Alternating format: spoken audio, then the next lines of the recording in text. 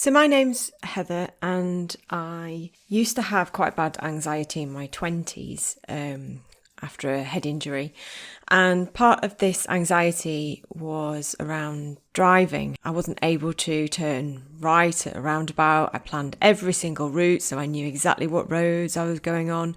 I always made sure that I was able to pull over if I needed to. I was just limited my driving so much that basically I just went from my house to my work and I never really went anywhere else beyond that. I did have some CBT and that helped massively, and I was able to gradually build up my driving to a point where I became what I consider a normal person. So I was able to drive freely on motorways. And I'm not saying that I didn't have some element of probably a little bit of bubbling anxiety underneath, but it certainly never really stopped me from going anywhere.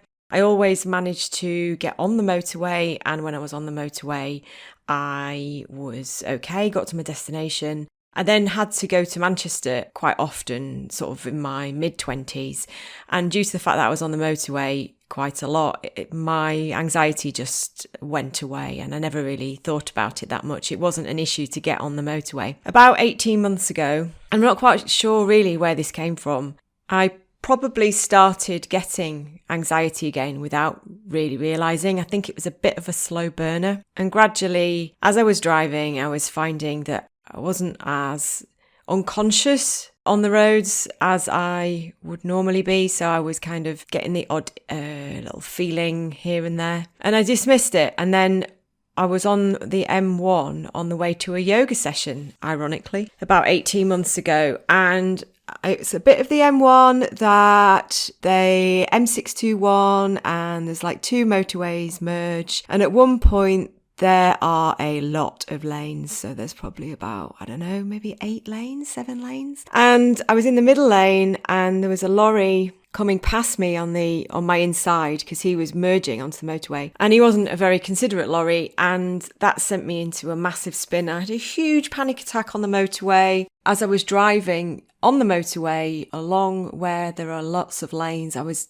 just desperately trying to battle with this panic attack, thinking that as soon as I get back on the bit where it's just the M1 and there are 3 lanes, I'll be all right. But I could gradually feel my limbs going numb. My breathing was really erratic. I felt like my life was slipping away from me. And that sounds very dramatic, but I actually felt like my hearing had changed. I couldn't hear properly. I couldn't really see anything other than in tunnel vision. I was clinging onto my breath. And, obviously I did get to that bit of the motorway that just leads to the M1.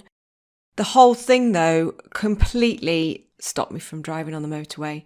That was the straw that broke the camel's back. And at that point, I spent the entire yoga session that day with really, really bad intrusive thoughts about how I was going to get home. I didn't want to go on the B roads because that was failure to me. I just thought, oh my God, this cannot be happening to me again. I've got to get back on that motorway. And I did get back on the motorway and it was a horrendous experience. I felt absolutely dreadful the whole time. And from that point onwards, I just didn't have the confidence. My confidence was shattered. Like literally overnight, I went from being able to drive on a motorway to driving up to Wheatwood Roundabout in Horsforth and not being able to turn right and not being able to stand in traffic. And feeling like I did in my 20s, but somehow it seemed worse because I couldn't distract myself. I couldn't do anything. I just was, the fear was overwhelming. I just thought to myself, I cannot go through these panic attacks again. It's just too much. So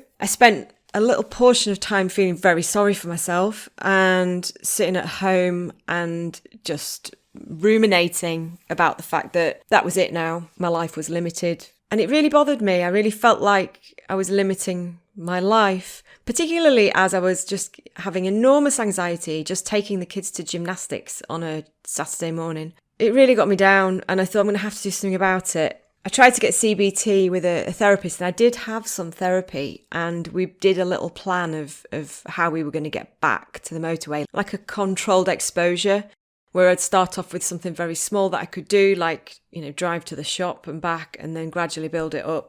And I did do this. I kind of said to myself, I've done this before. I'll do it again. And I managed to get to a point where I could drive on a dual carriageway, not very fast, and I was really panicky, but I could drive on a dual carriageway. And I thought, okay, I've made progress here, but I could not imagine ever driving on a motorway. I mean, I'm just not going to be able to do it. It was bugging me so much. I'd started Googling, which is never a good idea, but I started Googling all sorts of things about anxiety on motorways, how you can fix it. I went round and round the circles for ages. I kept running away from it and shying away from it. And then my bloody mindedness would send me back to the internet. And gradually I ended up Googling therapy driving for anxiety, and Liam's contact details came up, and I had it in my back pocket for months. I kept looking and then thinking, no, I can't do it, and then changing my mind.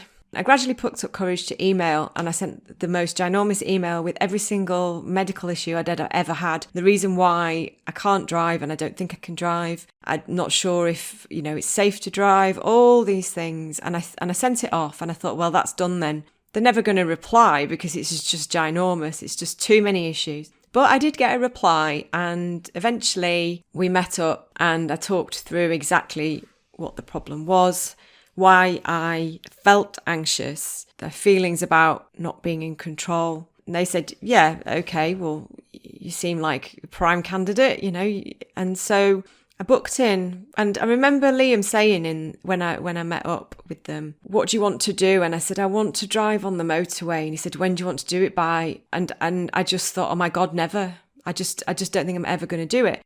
I didn't get pushed into saying it, but it was the obvious answer was before Christmas because of the time of year. So I said before Christmas, thinking there's just no way that that's going to happen. But my body will not allow me to get on that motorway. Anyway, I had my first lesson. The first lesson was all about how I drive. And I quite enjoyed that because I knew I'd be safe. I thought it was unlikely I'd be driving on a motorway in lesson 1, unless literally someone was holding a gun to my head. So I quite enjoyed that because there were a lot of pointers that I had missed. And, I only had like 9 lessons when I was 17 and I'm 7 now. So a lot of time's gone by and a lot of bad habits have been taken on. And it was good. And I did feel very nervous because even though we were only driving around the block, I felt scrutinised. By the end of it, my driving wasn't very good. Things got more serious in lesson 2, where we went up and down the dual carriageway and we went pretty fast. But I felt really nervous, but I felt almost like it was in a controlled environment. So this will be okay.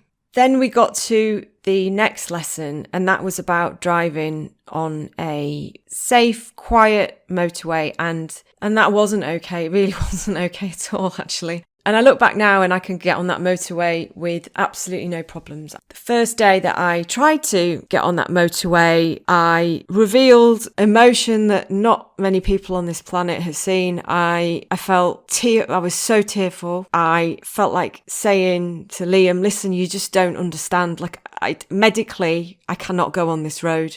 I will pass out. I'm holding my breath so much I can barely breathe. I just can't do it. You just don't understand. I can't do it. You're going to have to grab hold of the wheel and you're going to have to use your dual control pedals because this is going to be bad. And the first time I did it, it wasn't just about getting on the motorway. It was about sitting down, discussing what really did I think was going to happen. What happens when I drive on a country road? Because we'd already done that at 50. How did I feel then? Well, I feel okay doing that. So it was a lot. There was as much talking as there was driving. And I went in the space of about, 45 minutes from being shown what to do and thinking, I really can't feasibly do this, to actually having a go. And the first time I did it, do you know what? All those feelings came back. It was bloody scary. But then a little bit of me was thinking, these feelings are feelings. They're not going to harm you. They are feelings. And the only way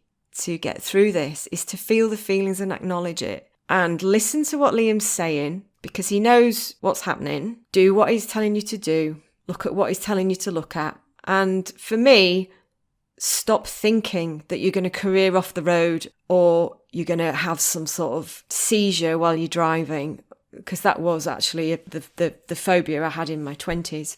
I did it a few times and a few times more. And hey presto, I can drive up and down the M606 and I'm feeling all right. That was good. And I'll be honest, of all the lessons that I've had, there has not been one lesson where I haven't cried like a baby, either before or during the lesson. But I tell you, every lesson that I had, I came away feeling motivated and empowered. The thing that kept me going was the fact that I knew that I could drive at 50 miles per hour and I wasn't breaking the law. And that felt almost achievable. Like, okay, I can build on this now.